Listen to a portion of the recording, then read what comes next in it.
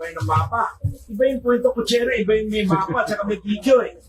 Makikita nyo, yung mga sinasabing solution ng baha ng Metro Manila, lalagyan doon ng water storage yung mga kalsada. Can you imagine yung mga kalsada, sementado, ang lalakad, babasagin mo, gagawin mo water storage? Kalukuhan yun. Eh, meron pang media. Hindi ko nababagitin yung pangalan ng senior media. Mon, alam mo ba kung ba't walang baha ang BGC?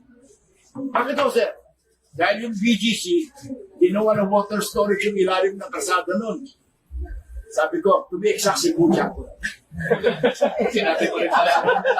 Sabi ko, pa-imbestigahan ko.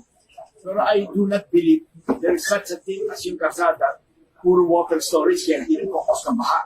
Ang alam ko sa BGC, kaya hindi nagbabahayan, dahil medyo mataas siya. Number one. Number two, maraming sinkhole dyan. Ano yung sinkhole? Sinkhole. Yan, di ba nandiyan yung fault lines? Oh, kaya wala masyadong baha dyan. Pero hindi ko na tuloy yan, baka matakot yun.